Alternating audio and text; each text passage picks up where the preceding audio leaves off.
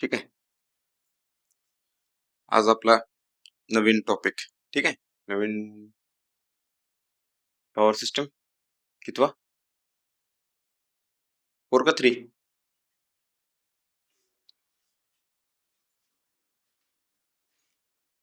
पहिला कुठला झाला? TND. दुसरा पर युनिट सिस्टम. ठीक आहे. Okay. Per unit system, fault analysis, mechanical component. ठीक आहे. हा झाला दुसरा. तिसरा झाला स्टेबिलिटी. आपण 5 पार्ट केले त्याचे. ठीक आहे. ओके, असू दे. 4 पार्ट आहेत पण 5 पार्ट केले. तर आता PS4 मध्ये काय बघूया आपण? पॉवर सिस्टम 4 मध्ये protection systems. Power system. Okay.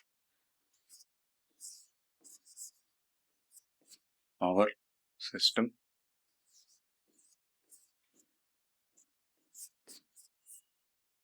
Power system 4. Okay.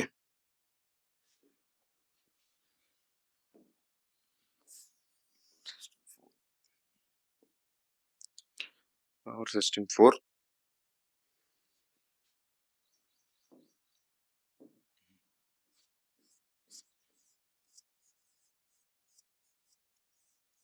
Protection systems. Okay. Protection systems. Protection systems मध्ये काय बघायचं आपल्याला मेनली? बघा, एक आहे सर्किट ब्रेकर्स,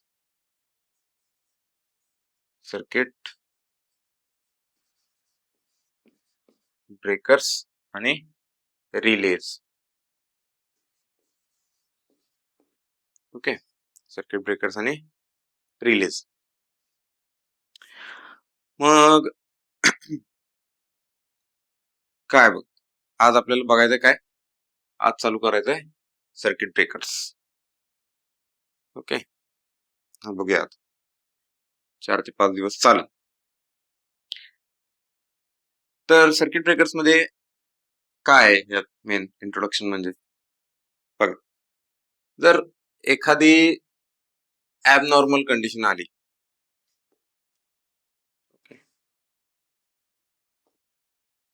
ठीक आहे, ॲबनॉर्मल कंडिशन आली, ओके, किंवा ॲबनॉर्मल कंडिशन मध्ये काय म्हणतो आपण? एक्स्ट्रीम ओव्हरलोड किंवा फॉल्ट. ओके. अशा जर कंडिशन आल्या तर काय होतंय? आपल्या ह्या फॉल्टी सर्किटला आयसोलेट करायचं काम करतो, सेपरेट करायचं काम करतो पण सर्किट ब्रेकर. सेपरेट करायचं काम कोण करतोय? Circuit breaker. फॉल्टी सेक्शनला हेल्दी सेक्शन पासून सेपरेट करायचं काम करतो सर्किट ब्रेकर. ओके. मग बघा, आपल्याला हे शिकायचं आता या चॅप्टर मध्ये की ह्याच्यात काय काय होतंय, काय काय कसं कसं असतंय ते बघायचं सगळ्या गोष्टी. मग ह्याचा बेस्ट फ्रेंड कोण सर्किट ब्रेकरचा? तर तो असतो रिले. ठीक आहे. ह्या दोघांची जोडी असते. ओके. म्हणजे वॉन्टेड पिक्चर बघितला सलमान खानचा? त्यात सलमान खान म्हणजे सर्किट ब्रेक करतो सगळ्यांना, आणि त्याला जे इन्फॉर्मेशन आणून देणारे असतात की नाही, ते म्हणजे रिलेज.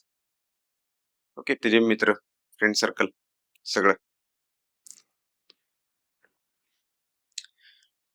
तर सर्किट ब्रेक करायचं काम सर्किट ब्रेकर, आणि रिले त्याला सिग्नल देतात. म्हणजे रिले काय करतात? कंटिन्युअसली सेन्स करत असतात सर्किटला. ओके. हे काय? Relay sensing device.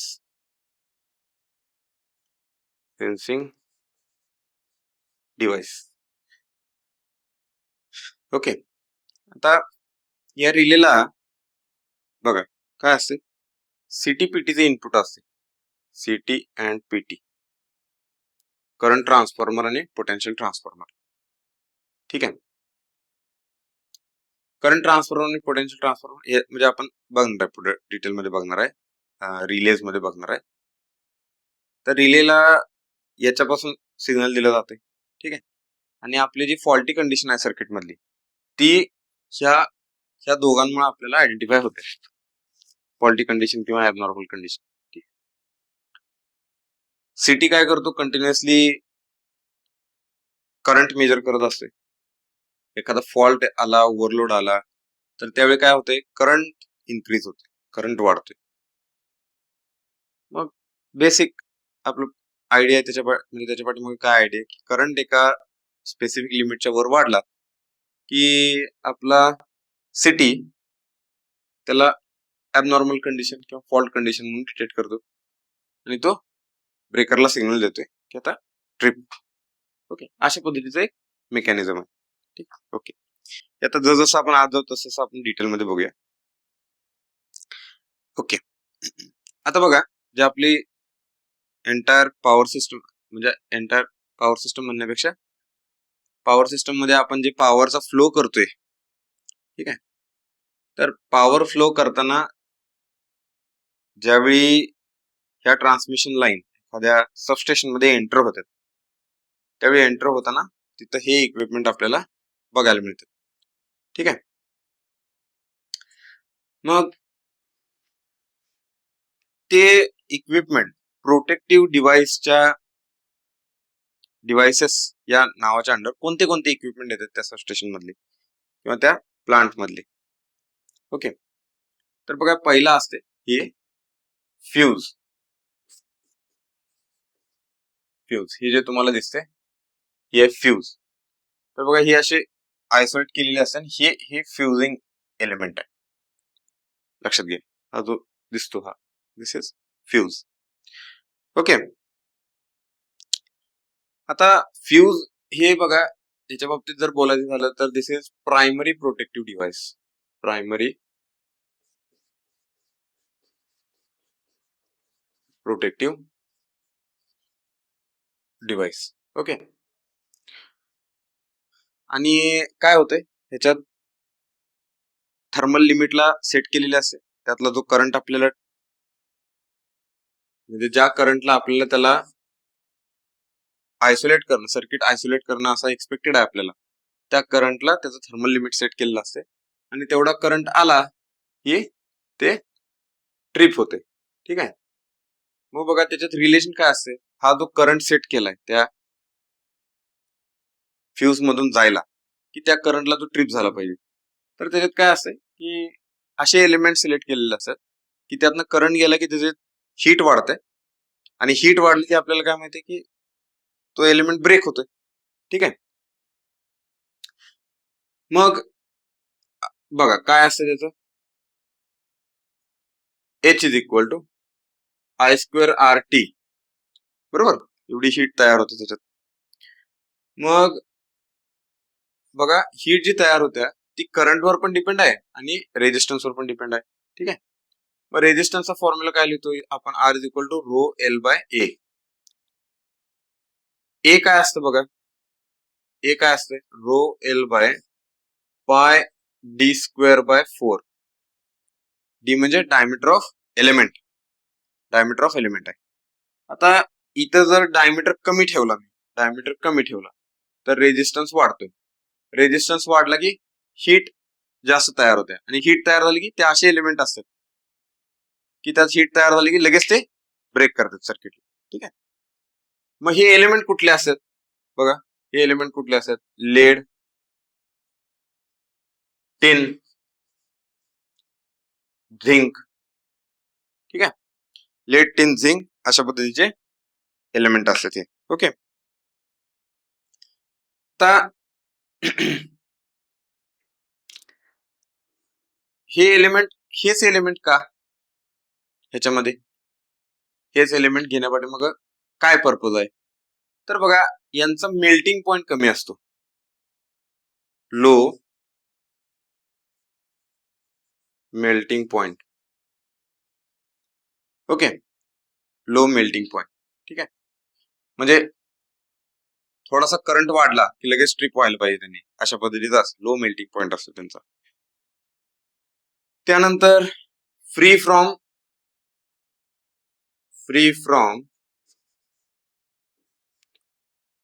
Oxidation and deterioration.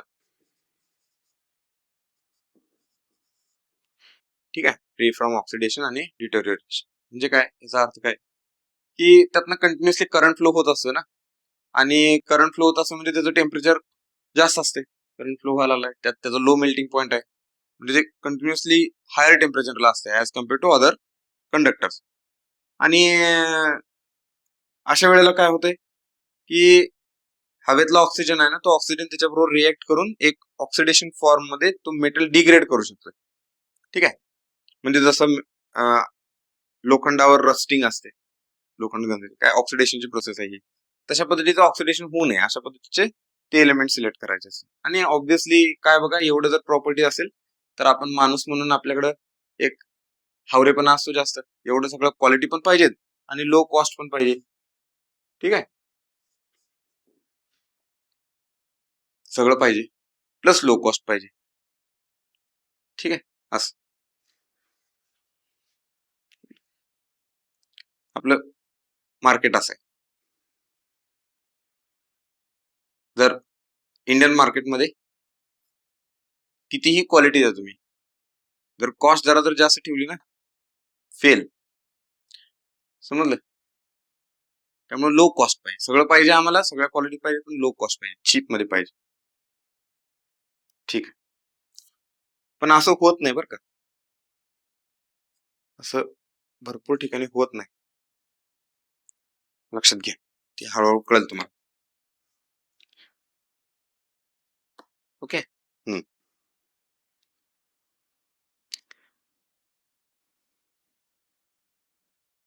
म्हणून तर भेसळ भेसळ एवढी प्रकरण बाहेर आलेत ना, हो की नाही. लोकांना बघा की पनीर बी खायचं आहे, पनीर पण खायचं आहे, पण महाग पण नको. तुकाराम मुंडे साहेबांनी सांगितलं ना, किती 4 लिटर दुधाचं म्हणजे 1 किलो पनीर होते. 4 लिटर का 5 लिटर कमी सांगितलं, नाही 10 लिटर काय तर म्हणले त्यांनी, 10 लिटर दुधाचं, 10 नाही 5-6 लिटर, बरोबर आहे, 5-6 लिटर दुधाचं 1 किलो पनीर होते.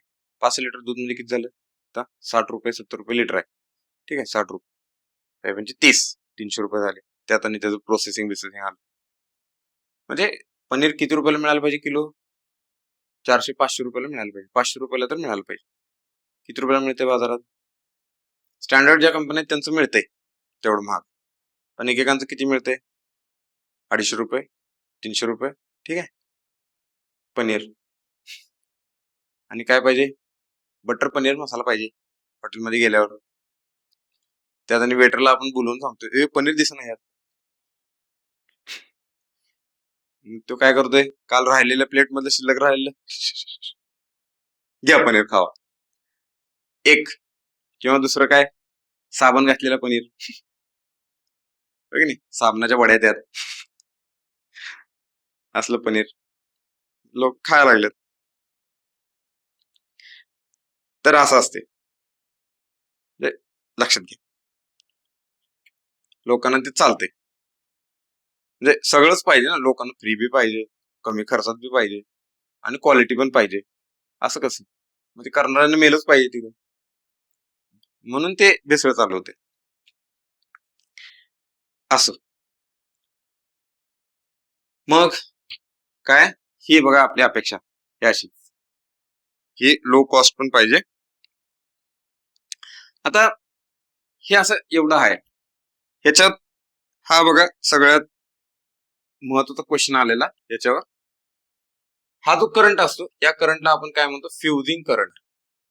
फ्युजिंग करंट म्हणजे ज्या करंटला फ्यूज मेल्ट होणार आहे, ज्या करंटला फ्यूज मेल्ट होणार आहे, म्हणजे समजा आपण म्हटलं नॉर्मल करंट माझ्या सर्किट मधला 10 एम्पियर आहे, नॉर्मल करंट 10 एम्पियर आहे, समजा अशी कंडिशन आहे की माझ्या सर्किटमध्ये 18 एम्पियर करंट गेला तर सर्किट आयसोलेट व्हायला पाहिजे, फ्यूज मेल्ट व्हायला पाहिजे. मग आपण 18 एम्पियरला हा डायमीटर असा तयार करतो, त्याचा 18 एम्पियर, आणि त्यावेळी त्याचा डायमीटर काय बघतो. ओके, आणि डिझाईन करतो फ्यूज. ठीक आहे, असं ह्याच्यावर क्वेश्चन आला होता पेपरला आपल्या, म्हणजे आता मला एक्झॅक्टली आठवणार कुठल्या पेपरला आला होता.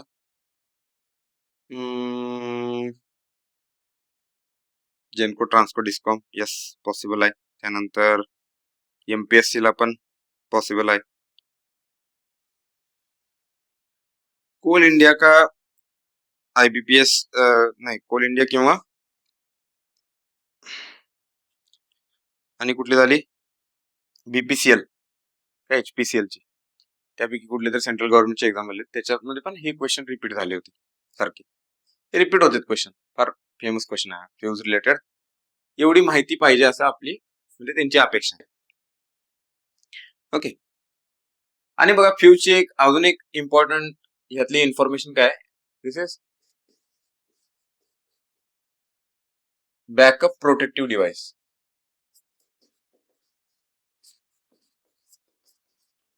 Okay, backup protective device. ठीक आहे, म्हणजे बॅकअप का ठेवलेला असतोय, म्हणजे समजा आता बॅकअप म्हणजे तुम्ही असं समजून घ्या की ह्याच्या पुढे कोण असते, मेन प्रायमरी डिव्हाइस कोण आहे ह्याच्या आधी, तर ते आहेत रिले आणि सर्किट ब्रेकर. रिले आणि सर्किट ब्रेकरनं जर फॉल्ट क्लिअर नाही केला किंवा ऍबनॉर्मल कंडिशन नाही क्लिअर केली तर मग फ्यूज ऑपरेट होतात. हे त्याच्या पुढचं, म्हणजे आपल्या घरी तर पहिला काय असतं बघा, आता तर फ्यूज बंद झाला. तुम्ही जर जुनं बघितलं असेल तर आपलं हे असं हा बोर्ड असायचा ना, ठीक आहे, ह्याच्यात एक छोटीशी अशी म्हणजे बटनासारखं एक असायचं बघा फ्यूज, प्रत्येक बोर्डला दिलेले असत. बघितलं किती काढून, हा छोटे छोटे का एलिमेंट असते फ्यूज, ते आता ऑलमोस्ट बंद झालं. ते आता ईएलसीबी रिप्लेस केलं, ईएलसीबी एमसीबी रिप्लेस केलं ते. ठीक आहे, एमसीबी त्याच्यापेक्षा जास्त काय म्हणू इफिशियंट डिव्हाइसेस आहेत. ओके, कारण फ्यूज मधनं एकदा करंट गेला ती मेल्ट झालं की परत त्याचं कामच संपलं. ठीक आहे, पण बऱ्याच ठिकाणी अजून फ्यूज हे बॅकअप म्हणून वापरलं जाते, बॅकअप प्रोटेक्टिव्ह डिव्हाइस म्हणून वापरलं जाते. म्हणजे जे फ्रंट लाईनचे आहेत सोल्जर आपली कोण आहेत, रिले आणि सर्किट ब्रेकर. रिले सेन्स करणार आहे, ब्रेकर क्लिअर करणार आहे. समजा ब्रेकर ऑपरेटच नाही झाला आणि हेल्दी इक्विपमेंट मधनं आता करंट फ्लो व्हायला लागलाय, ह्यूज करंट फ्लो व्हायला लागलाय, त्यावेळी मग फ्यूज काय म्हणते, मै होना. ओके, मग ती सॅक्रिफाईस करते स्वतःला. ओके, समजलं, ते असं आहे फ्यूज. त्यानंतर बघा पुढं जाऊया आपण, 2 नंबर येतो हा, म्हणजे 1 नंबर आहे फ्यूजचा, 1 नंबर आहे फ्यूजचा. ठीक आहे, 2 नंबर आहे आता हे काय दिसते, हे येस काय तर आहे म्हणा, काय हे लोड इंटरप्टर. 2 नंबर कोणाचा येतोय, लोड इंटरप्टर. आता लोड इंटरप्टर कुठं वापरत नाहीत, पण आपल्या सिलेबस मध्ये आहे, आपल्याला शिकायला लागते. ठीक आहे, जुन्या गोष्टी शिकूनच नवीन गोष्टींवर अभ्यास करायला लागतो आपल्याला. डायरेक्ट नवीन गोष्टी शिकवा म्हणलं की मग डोळ्यातनं पाणी, तोंडातनं फेस, थोडस कानातनं रक्त, असं सगळं होते, कारण काय कळतच नाही ना आपल्याला, रडू बी येते, काय शिकवलेलं कळत नाही. ओके, चक्कर बी यायला लागतात हळूहळू असं. पण पहिल्या बेसिक बेसिक गोष्टी शिकायच्या. लोड इंटरप्टर वापरत नाहीत कुठं, पण तरी शिकायचं आपल्याला. तर लोड इंटरप्टर काय असतं ऍक्च्युली, जर समजा लोड तुमचे म्हणजे आता कसं असेल बघा, बघा मी तुम्हाला सांगितलं हा एक बस बार आहे. ओके, फीडर बस बार म्हणूया आपण. ठीक आहे, आणि 11 केवीचा बस बार म्हणू, 11 केवी. ठीक आहे, सोपं सांगू तुम्हाला. 11 केव्हीचा बसबार आहे. आता 11 केव्हीच्या बसबारला हे असे फिडर जोडलेले असेल. ठीक आहे. म्हणजे समजा तुम्ही डिस्कॉमच्या एखाद्या सबस्टेशन मध्ये जाऊन बघितलं तर त्यांच्या सबस्टेशन मधनं जे लाईन बाहेर पडतात दोज आर फिडर्स. ठीक आहे. आणि ते फिडर येतात आपल्या घराजवळ जे ट्रान्सफॉर्मर असतात डांबर रोवलेले असतात ते ट्रान्सफॉर्मरला येतात. 11 केव्ही आलेला असेल तिथनं 440 च्या 3 लाईन बाहेर पडतात. ठीक आहे. तर हे फिडर असे. तर काय असतं बघा, या फिडरला हे लोड इंटरप्टर लावलेले असतात. या फिडरला हे लोड इंटरप्टर लावलेले असतात. ओके. आणि ज्यावेळी लोड शेडिंग करायचं असते त्यावेळी हे लोड इंटरप्टर ऑपरेट केले जातात. ठीक आहे. हे लोड इंटरप्टर असेच असतात बघा. हे काय करतात, ह्याला एक मेकॅनिकल स्विच असतो हा. ह्याला जरा आपण खाली एक छोटस बटनासारखं किंवा एक नॉब असते किंवा पुली असते अशी. त्या पुलीला जरा फोर्स दिला ना, जरा म्हणजे इथं स्प्रिंग वगैरे असते, इथं स्प्रिंग असते बघा. जरा फोर्स दिला ते वरचे हे जे कॉन्टॅक्ट आहेत हे इथं टेकलेले असतात ते असे ब्रेक होतात. ठीक आहे. स्पीडनं ब्रेक होतात ते. ओके. ह्यात आणि आयसोलेटर मध्ये फरक आहे. पुढे आयसोलेटर पण बघायचं आपल्याला. आयसोलेटरचं पण मेकॅनिकल म्हणजे मेकॅनिझम असंच असते. ठीक आहे. ते पण सांगतो. पण इथं थोडासा फरक काय, इथं बघा एक स्प्रिंगचं मेकॅनिझम असते इथं. ठीक आहे. इथं असते, ह्याला स्प्रिंग अटॅच असते. स्प्रिंग दाखवली नाही. आणि इथं बघा, इथं एक स्प्रिंगचं मेकॅनिझम असते. ठीक आहे. या साईडला पण असणार, या साईडला पण इथं असं याच पद्धतीने असते स्प्रिंग असं. ओके. किंवा तुम्ही हा ठीक आहे, इथं समजून घ्या असे असे स्प्रिंग आहे. ओके. आणि ती ह्याच्यावर असते अशी. ओके. आणि ती टाईट असते स्प्रिंग. ज्यावेळी इथं खाली असणारा माणूस नॉब फिरवतोय तिथला. ओके. पुली असते एक अशी, पुली फिरवली की ही स्प्रिंग काय करते, ह्या कॉन्टॅक्ट ना, हे कॉन्टॅक्ट असे इथं कनेक्टेड असतात असे, ह्याला उघडते ती अशी आणि हे सेपरेट होतात. ठीक आहे. तर दिस इज लोड इंटरप्टर. ज्यावेळी लोड शेडिंग करायचं असतं त्यावेळी हे ऑपरेट केलं जाते. फॉर एक्झाम्पल समजा इथं 10 MW चा फिडर आहे हा. 10 हा ठीक आहे, 10 MW एवढं त्यांचं नसतं. ठीक आहे. समजा 5 MW. ओके असं दे चला. 10 MW, 5 MW, 20 MW आणि 5 MW असे असे हे फिडर आहे. जो पॉवर आहे, एवढी पॉवर कॅरिंग कॅपॅसिटी आहे त्या फिडरची. समजा असं फोन आला की 15 MW आपल्याला लोड शेडिंग करायचंय. 15 MW लोड शेडिंग करायचं. आता समजा हे काय करतात, ज्याच्या जी लोक आता इथे इंजिनियर बसलाय ना, तो डिसिजन घेणारा सबस्टेशनला. ठीक आहे. तो वसुली पण करतोय डिस्कॉमचा, बरोबर. तर त्याला त्याच्या एरियातला माहित असते हे कुठं कुठं फिडर गेलेत, ते कुठल्या कुठल्या एरियात गेलेत ते. आता तो काय करतो, त्याला फोन आलाय की 15 MW लोड शेडिंग करायचं. ठीक आहे. मग त्याला माहित असते कुठली लोक लाईट भरत नाही, म्हणजे बिल भरत नाही, कुठल्या एरियातली लोक जास्त वीज भरत नाही, वीज नाही, लाईट लाईट बिल भरत नाही. तो काय करतो, तिथलंच बरोबर 15 MW सिलेक्ट करतो. ठीक आहे. ते समजा इथले ह्या एरियातले, आता इथं इथं पण होतंय बघा 5 5 5, हे पण 15 होते, हे पण 15 होते, हे पण 15 होते आणि हे पण 15 होते. ठीक आहे. समजलं. 15 होते. मग त्याला कुठले सिलेक्ट करायचे, तो काय करतो, चार्ट करतो कोण कोण कोणाकोणाचं कुठल्या कुठल्या एरियातलं बिल पेंडिंग आहे. समजा सगळ्यात जास्त बिल पेंडिंग आहे ह्या लोकांचं इथल्या एरियातलं. ट्रिप लोड शेडिंग तिकडे चालू. समजलं का. आणि समजा चुकून तिथंच तुम्ही धुतल्या तांदळाचे लोक त्याच एरियात राहायला आहे, वेळच्या वेळी लाईट बिल भरताय, सगळं भरताय, पण तुमच्या आसपासची शेजारची लोक भरत नाहीत, गेला तुम्ही बी त्यात. ओके. जायचं मग आमरण उपोषण त्यांच्या घरात, त्यांच्या सबस्टेशनच्या समोर, की आम्ही वीज बिल भरतोय, तरी पण आमची का ट्रिप केली, लाईट बंद केली. तुम्ही भरून एकट्यानं काय करायचं, बाकीचे लोक तिथली भरणं झालेत ना. सगळ्यात जास्त म्हणजे लॉस त्याच एरियात व्हायला, तिथलं लोड शेडिंग करतात. समजलं काय? निर्णय घेणार कोण असतो? हा तिथला इंजिनियर, सबस्टेशन इन्चार्ज असं असते. ओके.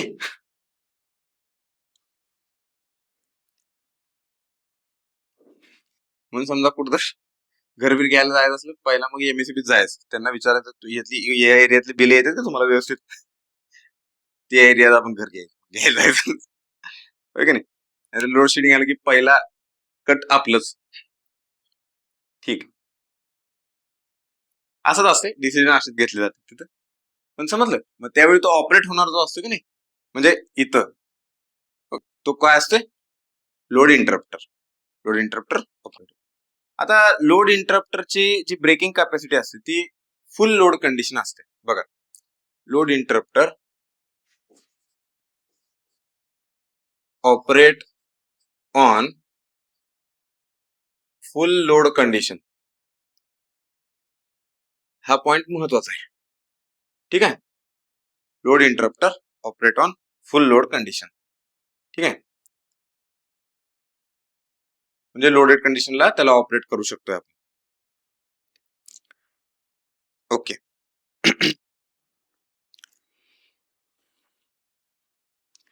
आणि तो कशासाठी वापरला जातो? Load interrupter used for energy management, load controlment, load scheduling. कशासाठी वापरला जातोय हा? Use load management,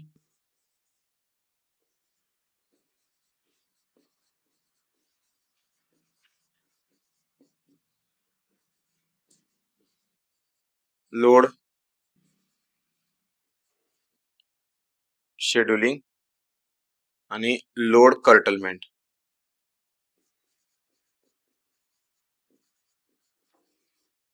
load curtailment म्हणजे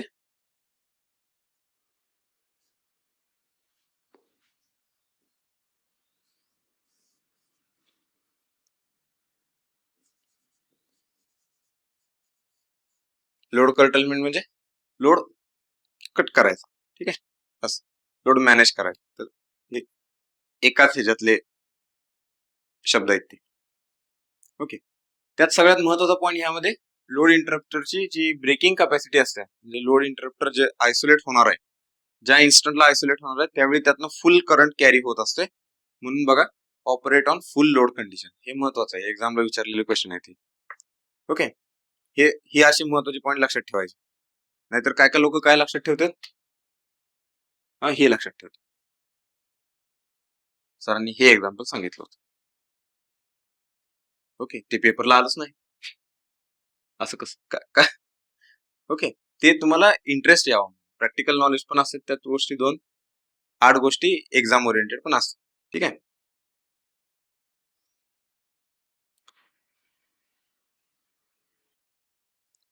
बरं व्हायचं असेल तर नुसतं औषध खाऊन चालत नाही ना, त्याच्या आधी जेवायला लागते.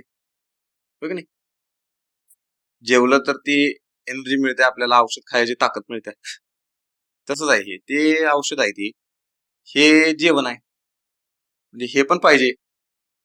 एक एक जण येतात, म्हणजे बरेच जण असे येतात, सर नुसतं एक्झामला काय येणार आहे ते सांगा. कसं सांगायचं? तसं सांगायला लागलं तर माणूस राहील का इथं? ऐकणार बी नाही. ठीक आहे. आज झाला आधी म्हणजे ते पहिलं मी नॉर्मल शिकवत होतो. नॉर्मल म्हणजे जसं एक्झाम ओरिएंटेड, नंतर डिस्कशन करायचं. ठीक आहे. नंतर नंतर पोरांना काय सवय झाली, सर बाकीच काय नाही, एक्झामला काय ना तेवढं सांगा, फक्त तेवढंच करतो. ठीक आहे. 15 दिवस बी टिकले नाहीत ते. सांगायला चालू केलं मी, 15 दिवस बी टिकले नाहीत. बस नको sir, we will try next time, next जन्म में. ओके. असं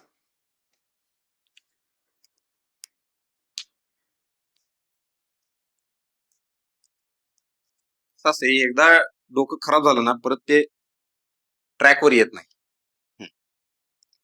आता पुढचं त्यातलं इक्विपमेंट कोणतं आहे? आयसोलेट.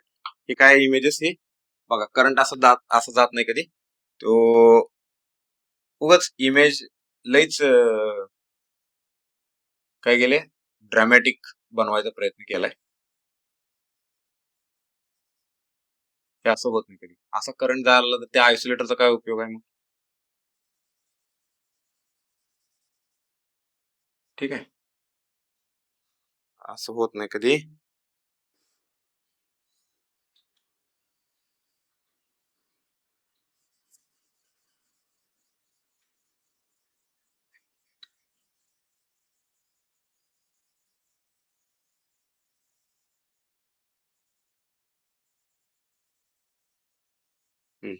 ठीक आहे, बघ आयसोलेटर, हे आयसोलेटर आहेत, असे असतात. तुम्ही जर एखाद्या सबस्टेशनला व्हिजिट केली तर तुम्हाला हे असे आयसोलेटर दिसतात. हे जे आयसोलेटर आहेत ते थोडेसे हाय व्होल्टेजला वापरलेले आहेत, हे लो व्होल्टेजला असे वापरलेले आहेत. छोटे छोटे दिसत नाही, लो व्होल्टेज आयसोलेटर असेल. तर बघा पुढचा आपला तिसरा पॉइंट कुठला आहे? तिसरा load isolator, line isolator. Load isolator नाही, लाईन आयसोलेटर.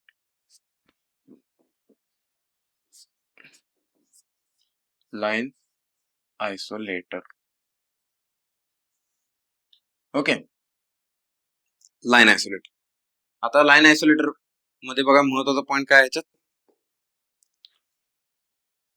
हा, लाईन आयसोलेटरचा महत्वाचा पॉइंट काय याच्यात? हा, बघा काय असते हे फिजिकल सेपरेशन वाढवायला, जे लाईव्ह पार्ट आहे, लाईव्ह पार्ट आणि डेड पार्ट किंवा नॉन लाईव्ह पार्ट, यामधलं फिजिकल सेपरेशन वाढवायला लाईन आयसोलेटरचं काम होते. ठीक आहे, used for increasing physical separation.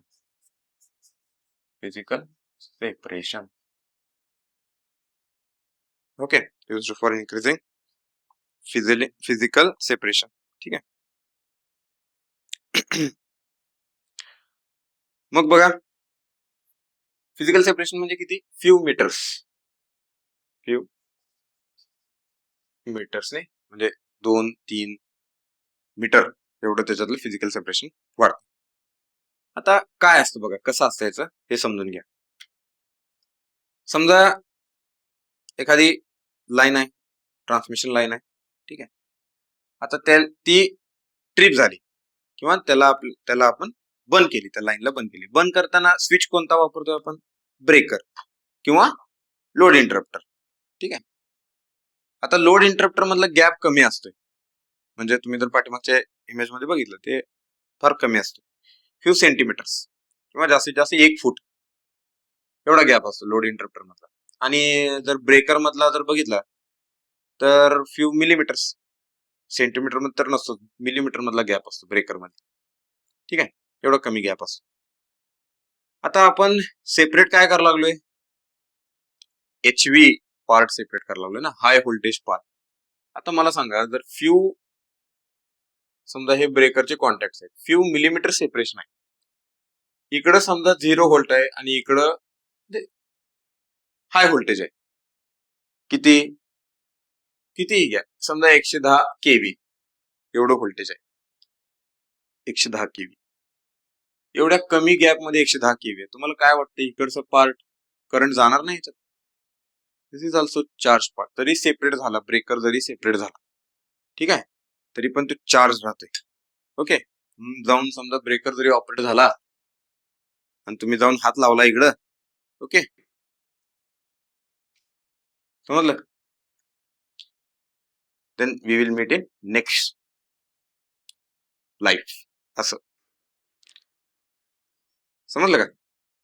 सापडतच नाही माणूस, काय बस डायरेक्ट, कारण तिथं फ्यू मिलीमीटर फ्यू सेंटीमीटर मधला गॅप आहे ना, आणि एका साईडला हाय व्होल्टेज आहे.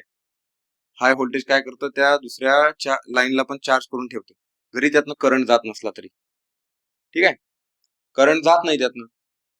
तुम्ही जर ब्रेकर तसं ओपन असला तर इथं फिजिकल सेपरेशन आहे. ठीक आहे, छोटा आहे खरं, तरी त्यातनं करंट जात नाही, पण तुम्ही हात लावला की चार्जिंग करंट राहतो थोडासा, ती लाईन चार्ज असते ना त्याच्यामुळे राहते ती. ओके, म्हणून ही काळजी घ्यायची. ऍक्सिडेंट जे होतात ना ते मोस्टली याच गोष्टीमुळे होतात की लोकांना ह्याचा अंदाज नसतोय की ब्रेकर जरी ओपन झाला, त्या लाईन मधला करंट जरी नसला, काय बघतं माणूस? मीटर मध्ये रिडिंग बघतोय. ज्यावेळी एखाद्या लाईनवर काम करायला चाललोय त्यावेळी ती मीटर मधलं रिडिंग बघते, मीटर मध्ये 0 करंट दाखवते, ते हा 0 करंट, चला चालू. पण असं कसं, जी लाईन ज्याला कनेक्टेड आहे तिथं गॅप फार कमी आहे, गॅप फार कमी आहे. म्हणून बघा काय करतात मग अशा वेळी, समजा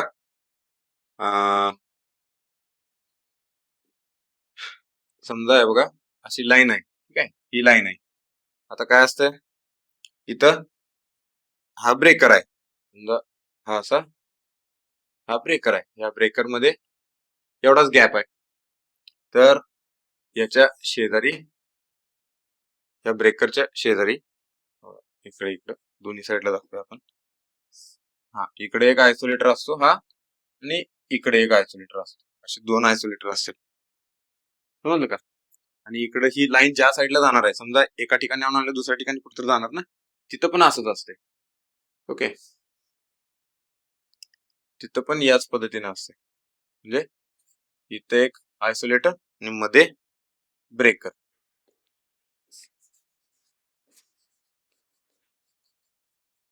ठीक आहे, अशीच कंडिशन असते बघा.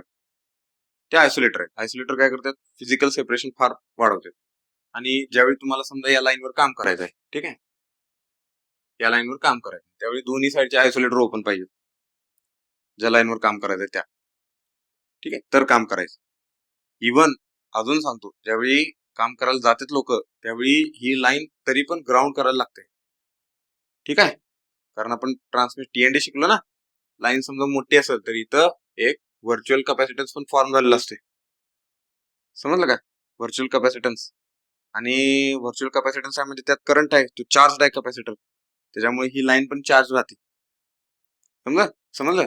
आणि या लाईन मध्ये किती असतो, समजा 2 ते 3 अँपियर करंट असतो, बस आहे एवढं कार्यक्रम व्हायला, समजलं का? म्हणून बघा, सेफ्टी, इलेक्ट्रिकल मध्ये काम करताना सेफ्टी मस्ट आहे, मॅन्डेटरी आहे, कंपल्सरी आहे. इंजिनियरची काम हीच असते, तिथं गेलं की, जॉब करायला गेला, सेफ्टीच बघायची पाहिजे, safety first priority, at most priority, ठीक आहे. सेफ्टी स्वतः तर बायपास करायचीच नाही, दुसऱ्याला पण करू द्यायचं नाही, ठीक आहे. कोण काय वाटेल ते शिमगा करू दे, किती नाचू दे, काय करू दे, कोण सिनियर किती किती किती दंगा करू देत, अजिबात नाही, सेफ्टी अजिबात बायपास करायची नाही. कोण पण येऊ दे, पंतप्रधान येऊ दे, मुख्यमंत्री येऊ दे, अजिबात नाही, ठीक आहे. कोण गडबड, असे भुंग्यासारखे असे कानाजवळ गोईंग गोईंग गोईंग गोईंग करायला लागतात, चालू करा चालू करा चालू करा चालू करा, अजिबात काय काय नाही. जरी आपण समजा इंजिनियर तिथं बॅरियर म्हणून ऍक्ट झाला पाहिजे, ज्यावेळी लोक वळणाला लागले आपल्याला चालू करा लाईन, चालू करा लाईन, चालू करा लाईन, आपण थांबायचं, ओके म्हणत, ओके ओके ओके ओके. समोरच्या लोकांना गडबड करू द्यायची नाही, अजिबात अजिबात सांगायचं नाही, गडबड करा, गडबड गडबड गडबड, आवरा आवरा, अजिबात करायचं नाही. असेच लोकांचे जीव गेलेले आहेत, ठीक आहे.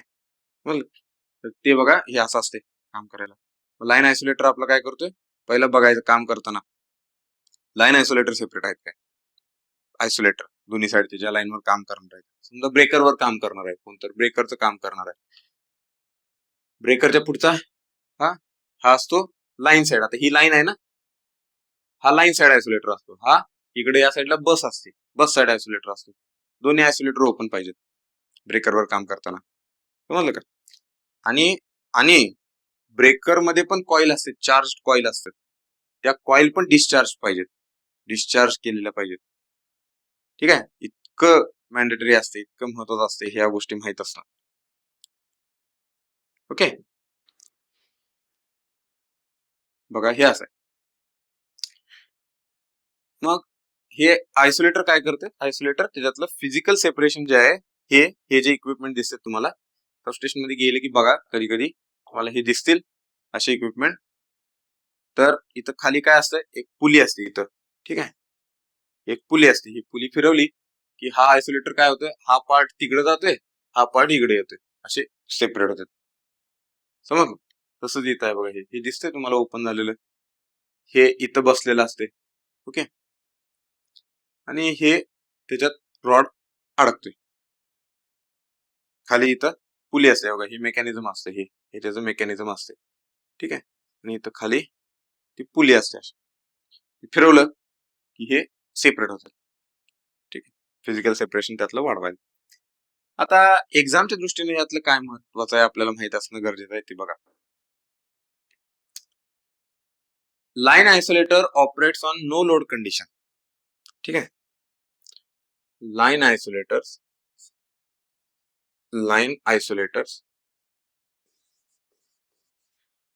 Operates on no load condition. No load condition म्हणजे काय ह्याचा अर्थ, ज्यावेळी तुम्ही आयसोलेटर ओपन करणार आहे त्यावेळी त्याच्यात करंट नसणार आहे. ठीक आहे. लाईन चार्ज असते. ब्रेकर मधले कॉन्टॅक्ट मिलीमीटर मध्ये सेपरेशन असते. ब्रेकर ऑपरेट झालेला असतो. ब्रेकर सेपरेट झालाय म्हणजे त्यांना फॉल्टी सेक्शन आयसोलेट केलाय. पण त्यावेळी लाईन मधला करंट पण नाहीये काय. ठीक आहे.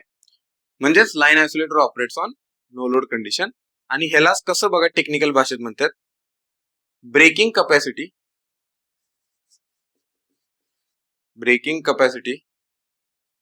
Of isolator is 0 ampere. Breaking capacity of line isolator is 0. आता ब्रेकिंग कॅपॅसिटी म्हटलं ना, मग आपण त्याला 0 व्होल्ट एम्पियर्स म्हणू. ठीक आहे. Capacity is represented in volt amperes. ठीक आहे. आणि ब्रेकिंग करंट पण असतो. ब्रेकिंग करंट काय असणार आहे बघा, 0 ampere.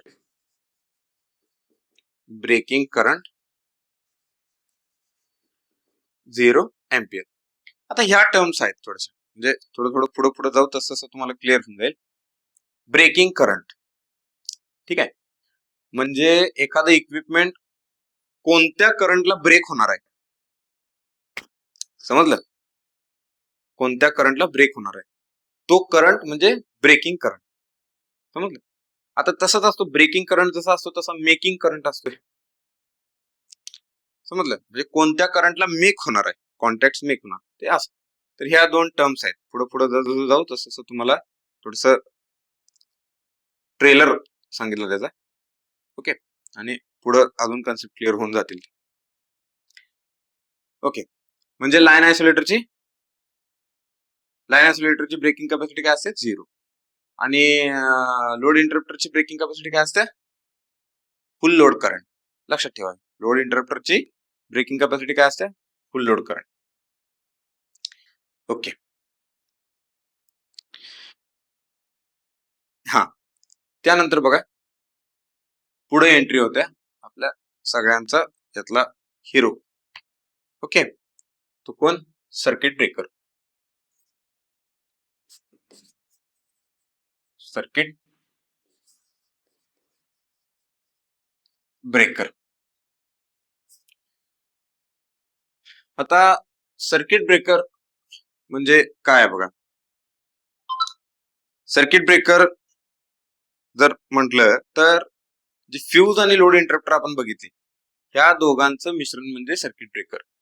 Fuse plus load interrupter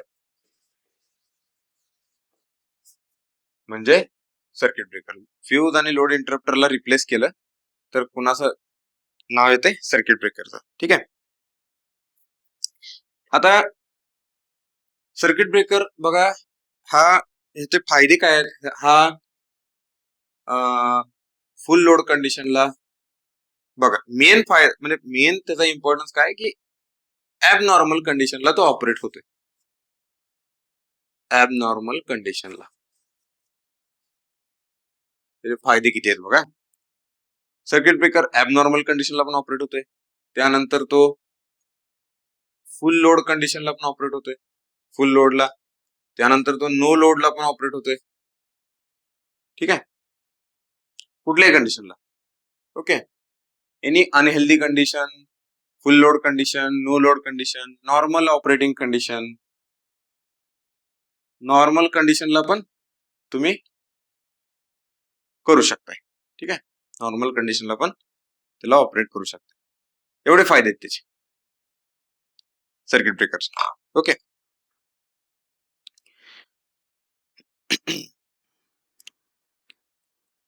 okay, आता त्याची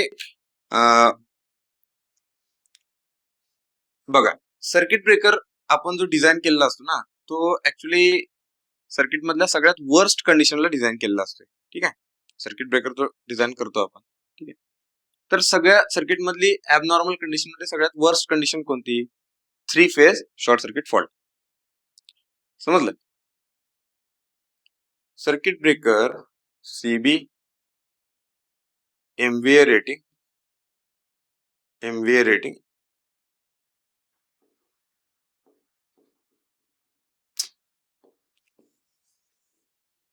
सीबी एमव्हीए रेटिंग काय असतं? 3 phase short circuit MVA rating. Okay, 3 phase जो फॉल्ट होतो आपला, कुठला 3 फेज फॉल्ट आहे? ट्रिपल लाईन फॉल्ट किंवा triple line to ground fault, 3 phase fault आहे. ठीक आहे, त्याचं जे एमव्हीए रेटिंग असते त्या एमव्हीए रेटिंगला आपण ब्रेकरची कॅपॅसिटी डिझाईन केलेली असते. ठीक आहे, ब्रेकर सीबी एमव्हीए रेटिंग काय असतं? मग 3 फेज शॉर्ट सर्किट. हा, पर्पज ऑफ सर्किट ब्रेकर काय की तो बघा, सर्किट ब्रेकर त्याच्यातनं नॉर्मल कंडिशनला करंट फ्लो झाला पाहिजे. ठीक आहे, म्हणजे तो स्टेबल पाहिजे नॉर्मल ऑपरेटिंग कंडिशनला. ऍबनॉर्मल कंडिशनला पण तो स्टेबल पाहिजे. ठीक आहे, ऍबनॉर्मल कंडिशनला पण तो स्टेबल पाहिजे, कारण ऍबनॉर्मल कंडिशनला तर त्याला ऑपरेट व्हायचंय ना. ठीक आहे, लक्षात आलं? म्हणजे समजा एक सोल्जर आहे, तो सोल्जर ज्यावेळी लढाई चालू होते त्यावेळी पण स्टेबल पाहिजे, आणि ज्यावेळी नॉर्मल असते त्यावेळी पण ते शांत पाहिजे. त्यावेळी जर समजा काहीतरी येण्यासारखं करायला लागलं तर मग अवघड आहे ना, त्याला कसं वापरायचं? तसंच आहे, हा नॉर्मल कंडिशनला पण स्टेबल पाहिजे. नॉर्मल कंडिशनला ट्रिप व्हायला लागलाय असं याला वापरून काय फायदा नाही. ऍबनॉर्मल कंडिशनला स्पेसिफिकली ट्रिप व्हायला पाहिजे. त्यानंतर ऍबनॉर्मल कंडिशन म्हणजे काय असते? Short circuit. Short circuit current त्यातनं फुल करंट फ्लो व्हायला पाहिजे, त्यावेळी पण तो स्टेबल पाहिजे. समजलं का? शॉर्ट सर्किट करंटला पण म्हणजे अनहेल्दी कंडिशनला पण तो स्टेबल पाहिजे. आणि समजा आता कसं असतं, त्यात एक तुम्हाला मेकॅनिझम सांगतो. एक ऑटो रिक्लोजर कन्सेप्ट असते ब्रेकर मधली. ओके, म्हणजे काय असतं ते? समजा फॉल्ट झालाय, ब्रेकर कॉन्टॅक्ट सेपरेट झाले, आता काय होते, परत थोड्या वेळाने ते कॉन्टॅक्ट क्लोज होते. आता हे कशासाठी? आपल्या सिस्टम मध्ये ना बरेच फॉल्ट हे ट्रान्झिएंट फॉल्ट असतात, म्हणजे शॉर्ट ड्युरेशन फॉल्ट असतात. म्हणजे समजा एखादं झाडाची फांदी लाईनला टेकली, ठीक आहे, फॉल्ट, पण झाडाची फांदी वाऱ्यामुळे टेकणार आहे, ती परत सेपरेट होणार आहे. वाऱ्यामुळे हलते ती काही वाकडी तशीच राहणार आहे का? नाही, ती वाऱ्यानं टेकणार, त्याला परत नॉर्मल होणार, परत टेकणार, असं. मग काय होते, समजा वाऱ्यानं टेकली आणि त्या फांदीमधनं करंट फ्लो झाला, तो काय झाला? एलजी फॉल्ट झाला. पण वाऱ्यानं परत ती नॉर्मल कंडिशनला आली ना, म्हणजे तो शॉर्ट ड्युरेशन फॉल्ट आहे. किंवा समजा एखादा पक्षी चिकटला, त्याला लाईनवर बसला, एखादं माकड बसलं, बऱ्यापैकी हे फॉल्टच असते तसे. ठीक आहे, कारण का माकडाला लांब लचक शेपूट असते नाही, ते वर बसलं, ते त्याला अंदाजच नाही शेपटी कुठे जाऊन टेकते ती. ठीक आहे, ती दुसऱ्या वायरला टिकली, किंवा समजा ते इन्सुलेटर असतात का नाही, ते इन्सुलेटरवर बसत ना, ट्रान्समिशन लाईन असते मोठी, ते इन्सुलेटरवर बसत. आता ते इन्सुलेटर आणि ह्याच्यातला गॅप कमी असतोय. कशातला?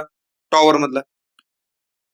आता समजा इन्सुलेटर असा आडवा आहे, ठीक आहे, ते इन्सुलेटरवर बसले, त्याच्या जवळच ट्रान्समिशन लाईन आहे, त्या ट्रान्समिशन लाईनला बी हात लावले, हा, आणि चुकून त्याची शिफ्टी हालत हालत मूड मध्ये येत जाऊन टिकली त्या टॉवरला. लय खुश आहे गडी, tone tone tone tone shift हलवायले आणि ते टिकली टॉवरला, संपलं. हे असं. मग ते फॉल्ट काय असेल? आता ते काय तिथंच राहणार, पडणार ना खाली, ते शॉर्ट ड्युरेशन फॉल्ट असतं. मग हे शॉर्ट ड्युरेशन फॉल्ट त्यावेळी काय होतं, ब्रेकर त्याला फॉल्ट कंडिशन सेन्स करतोय, म्हणजे रिले सेन्स करतोय, ब्रेकर ऑपरेट होतोय. आता ऑपरेट झाल्यानंतर फॉल्ट तर क्लिअर झालाय, मग त्यानं परत एकदा क्लोज व्हायला पाहिजे ना. दिस इज ऑटो रिक्लोजर कन्सेप्ट. म्हणजे बघा, ब्रेकर फॉल्ट कंडिशन सेन्स करून सेपरेट झालाय, पण थोड्या वेळानं परत तो क्लोज होणार आहे. ओके, आता समजा शॉर्ट ड्युरेशन फॉल्टच्या दोन कंडिशन आहेत. एक तर फॉल्ट क्लिअर झाला, म्हणजे जे माकड आहे किंवा फांदी आहे ती टेकलेली आहे ती टेकून परत गेली निघून, ठीक आहे, फॉल्ट क्लिअर झालाय, तर तो परत क्लोज व्हायला पाहिजे, म्हणजे ती मेकिंग कॅपॅसिटी. समजा चुकून नाही झाली, म्हणजे फॉल्ट क्लिअर नाही झाला, झाड तसंच टेकलेलं आहे किंवा माकड तसं चिकटलेलं आहे त्याला, किंवा एखादा पक्षी त्याला तसं चिकटलेला, मोर एक असतो, मोराच्या बाबतीत एक असतो, पिसारा असतो मोठा मोठा, ठीक आहे, ती गेले त्याच्यावर. पिसारा मेल ला असतो बरं का, मेल मोर, ठीक आहे, लांडोरला पिसारा नसतोय, मग ते मूड मध्ये असते ती. मग ते गेले ट्रान्समिशन लाईनवर बसले. आता तिथं समजा लांडोर दिसली, ते स्टाईल मारा लागले, पिसारा फुलवला त्याने, पिसारा फुलला चुकून ते त्याच्या इंडक्शन झोन मध्ये आला. होय की नाही, दुसरी ट्रान्समिशन लाईन आहे तिथे, शेजारी ट्रान्समिशन लाईन, तिथे पिसारा काय बारका फुलत नाही, तो मोठा मोठा फिरतोय, आणि तिथे इंडक्शन झोन आहे तो सगळ्या ट्रान्समिशन लाईनचा. ट्रान्समिशन लाईनच्या भोवती पण मॅग्नेटिक फील्ड आहे ना, इंडक्शन झोन आहे तो. समजा त्या इंडक्शन झोन मध्ये गेला चुकून पिसारा तेव्हा, ओके, इम्प्रेस करायच्या नादात गेलं धूरच, मग डायरेक्ट पिसाऱ्यात सगळीकडनं धूर देतो असं. तर ते बघा काय असते, मग असं होऊ नये म्हणून, म्हणजे असं समजा झालं शॉर्ट ड्युरेशन फॉल्ट आहे, तो काय तर पिसारा फुलून तसंच थांबणार नाही, तो स्टॅच्यू म्हणून येणार खाली, पडणार खाली. मग हे शॉर्ट ड्युरेशन फॉल्ट आहे. त्यावेळी काय होते, ब्रेकर क्लोज पण झाला पाहिजे. आता कधी कधी काय होते, ते क्लोज म्हणजे फॉल्ट तसाच राहतोय, कंटिन्युअसली परसिस्ट राहतोय, म्हणजे माकड तिथे चिकटून राहिले, एखादा पक्षी तिथं चिकटून राहिलाय, किंवा झाड त्याला चिकटून, फांदी तुटून पडले आणि त्याला चिकटून राहिले. मग अशा वेळी त्यातनं huge current, short circuit current flow व्हायला लागला ना, huge short circuit current flow आला, आणि तो किती असतोय, 8 ते 10 पटीनं मोठा असतोय, 8 ते 10, म्हणजे 8 to 10 टाइम्स. म्हणजे अंदाज आला तुम्हाला, समजा 800 अँपियर करंट असेल, नॉर्मल करंट 800 अँपियर आहे ट्रान्समिशन लाईन मधला, 10 टाइम्स म्हणजे 8,000 अँपियर करंट चाललाय त्यातनं. ओके, आता ह्या 8,000 अँपियरच्या एवढ्या स्ट्रॉंग इलेक्ट्रोस्टॅटिक फोर्स किंवा इलेक्ट्रोमॅग्नेटिक फोर्सला तुमचे ब्रेकर कॉन्टॅक्ट क्लोज पण झाले पाहिजेत, समजलं. दिस इज मेकिंग कॅपॅसिटी.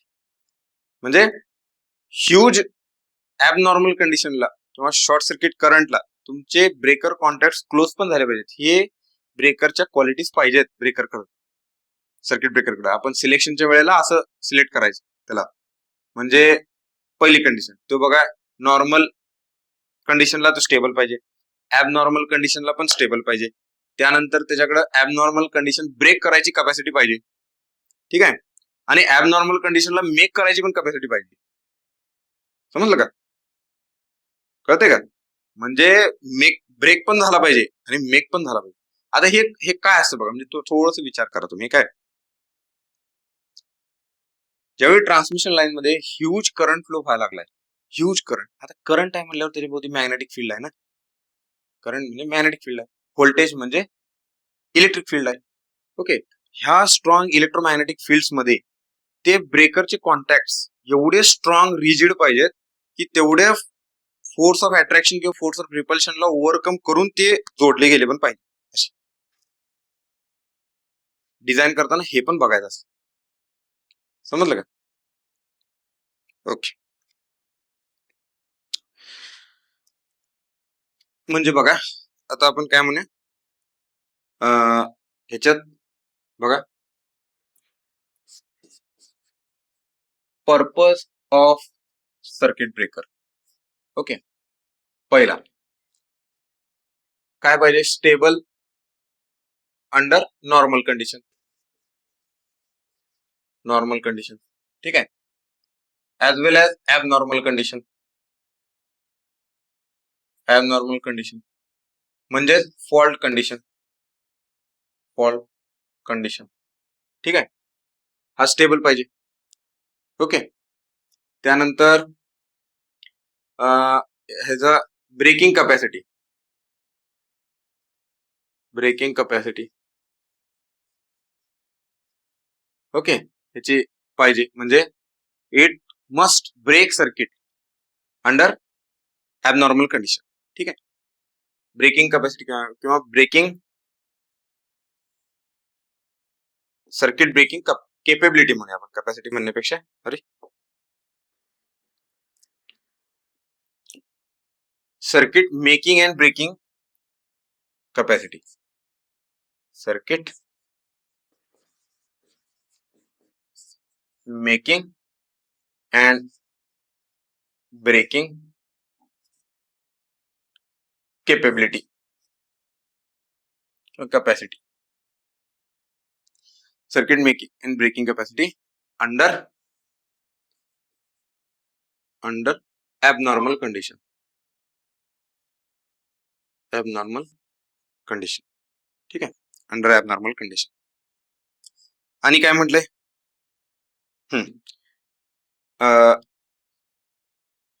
तिसरं बघा.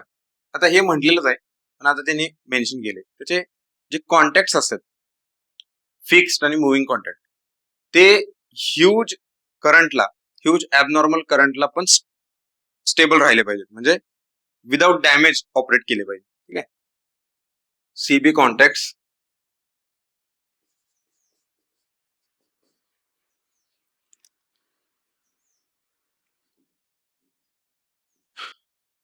must not damage during abnormal condition.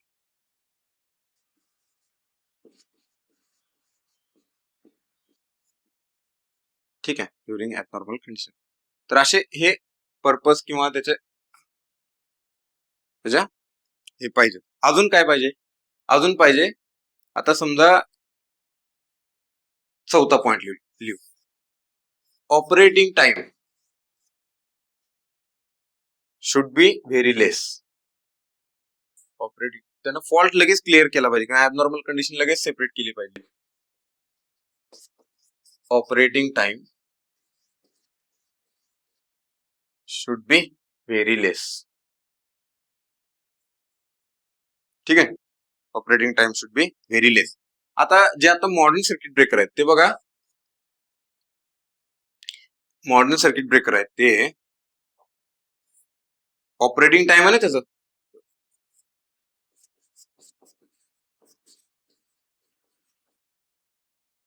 1.5 cycles to 8 cycles पर्यंतचा ऑपरेटिंग टाइम. किती होते हे बघा बरं, 1.5 सायकल्स म्हणजे एक सायकल किती मिली सेकंदाची असते, 20, म्हणजे हे किती झालं, 30 millisecond to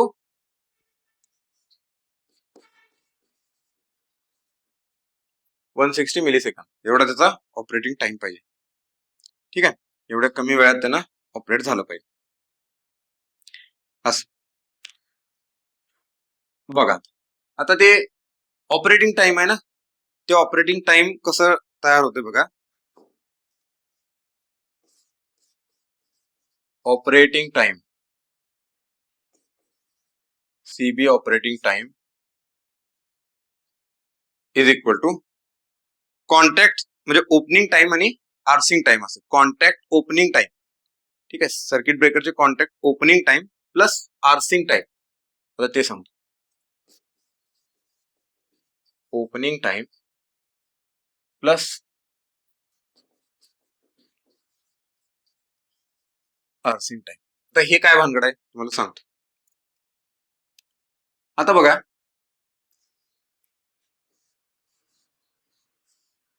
okay,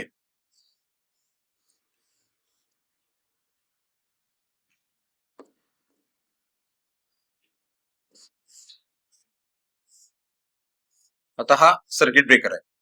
okay, हे बघा फिक्स्ड कॉन्टॅक्ट आहे, हा मुव्हिंग कॉन्टॅक्ट आहे. ओके,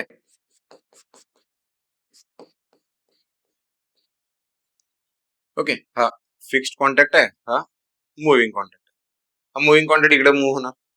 ठीक आहे, आता काय असतं बघा, ह्याला सिग्नल कोण देणार आहे, ह्याला मुव्हिंग कॉन्टॅक्टला सिग्नल कोण देणार आहे, रिले. ठीक आहे, आता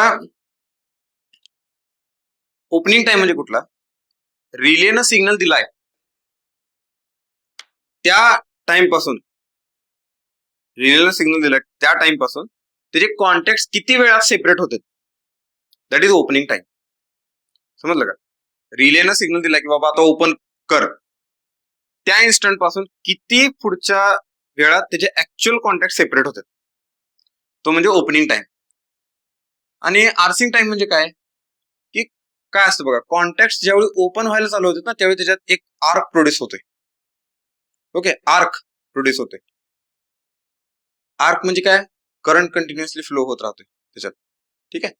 आता पाठीमागे एक इमेज दाखवली होती बघा, त्यात हाय का बघा, दिसतंय का?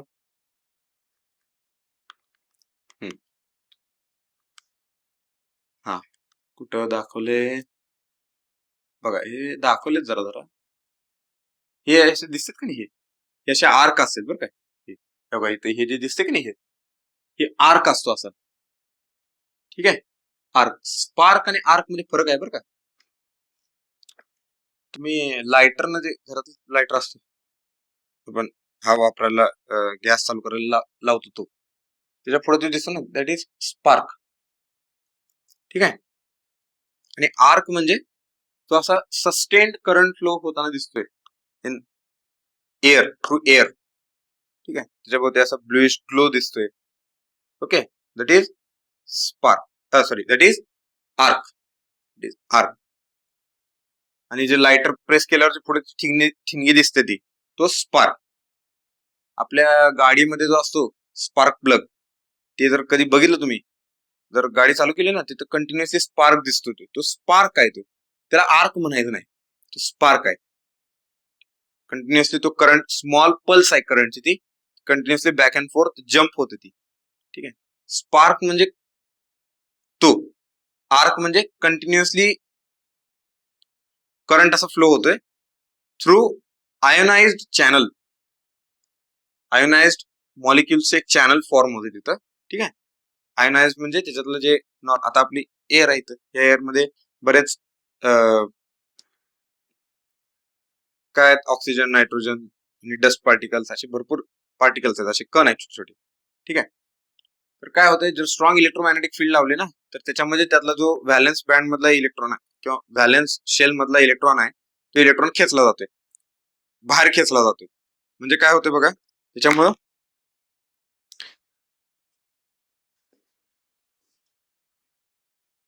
हा काय होतंय बघा, आता समजा एखादं हे चेंबर आहे असं. ठीक आहे. हे चेंबर आहे आणि ह्या चेंबर मध्ये हे असे कॉन्टॅक्ट आहेत. ओके, फिक्स्ड कॉन्टॅक्ट आणि मुव्हिंग कॉन्टॅक्ट आहेत. तर काय होतंय, याच्यात गॅप असतो ना इथं, हे इथं असे छोटे छोटे particle, oil particle, gas particles किंवा डस्ट पार्टिकल्स, असे मॉलिक्युल्स, ऑक्सिजन मॉलिक्युल्स असे आहेत. ओके. आता काय असतंय, हे बघा, ह्यांचं जे ऍटॉमिक स्ट्रक्चर असतं ते कसं असतंय, मध्ये न्यूक्लियस असतो हा, आणि यांच्या व्हॅलेन्स शेल मध्ये किंवा व्हॅलेन्स बँड मध्ये असे हे फ्री इलेक्ट्रॉन्स असतात. तर काय होते, because of strong electromagnetic forces ह्यातला इलेक्ट्रॉन बाहेर खेचला जातो. म्हणजे आता एवढ्या पोर्शन मध्ये बघा एक इलेक्ट्रॉन आलाय आणि हा काय झाला, यातला इलेक्ट्रॉन बाहेर पडला म्हणजे हा पॉझिटिव्ह चार्ज झाला. म्हणजे आता असे आयन्स फॉर्म होतात, पॉझिटिव्ह आणि निगेटिव्ह आयन्स फॉर्म. ठीक आहे. आणि असे आयन्स फॉर्म झाले ना, ते चॅनल फॉर्म करते. ओके, ते चॅनल फॉर्म करतात, आयन्सचा एक चॅनल फॉर्म होतो आणि ते कंडक्टिव्ह असते, त्यातनं करंट फ्लो व्हायला चालू होतो. त्यातनं करंट फ्लो जो होतोय दॅट इज कॉल्ड आर्क. लक्षात घ्या, दॅट इज कॉल्ड आर्क.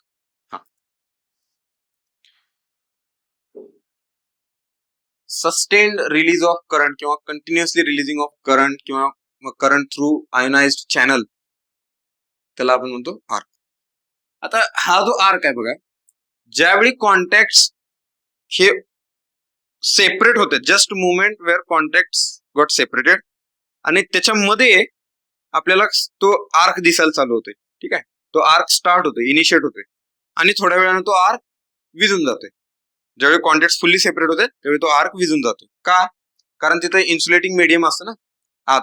म्हणजे समजा SF6 सारखं गॅस आहे, तो गॅस काय करतो, त्याच्याकडे आर्क क्वेंचिंग प्रॉपर्टी असते. तो काय करतो, सडनली त्याच्यामध्ये येतो आणि त्यातलं सगळं आर्क तो विझवून टाकतोय. तर आर्सिंग टाइम म्हणजे काय, त्यातला ज्यावेळी कॉन्टॅक्ट सेपरेट व्हायला चालू होणार आणि त्यात आर्क प्रोड्यूस होणार आणि फुल्ली सेपरेट झाल्यानंतर आर्क एक्सटिंग्विश होणार, तो म्हणजे टोटल ड्युरेशनचा आर्सिंग टाइम. टोटल ड्युरेशनचा आर्सिंग टाइम. ठीक आहे. म्हणजे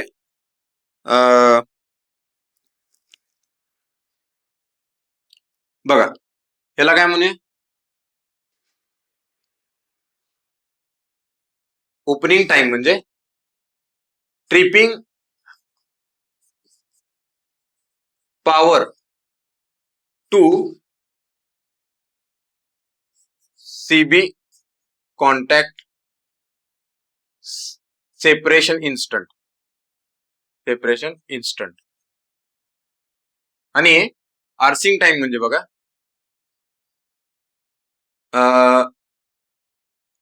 CB contact separation instant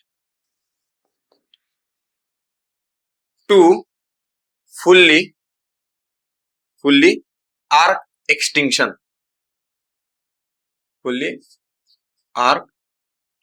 extinction. Okay. म्हणजे कळालं. म्हणजे बघा ह्याला पॉवर मिळाली आणि त्या मिळालेल्या पॉवर पासून कोणत्या इन्स्टंटला तो सेपरेट व्हायला चालू होतोय, ज्या इन्स्टंटला सेपरेट व्हायला चालू होतो तेवढं ड्युरेशन म्हणजे tripping power to CB contact separation instant. ठीक आहे.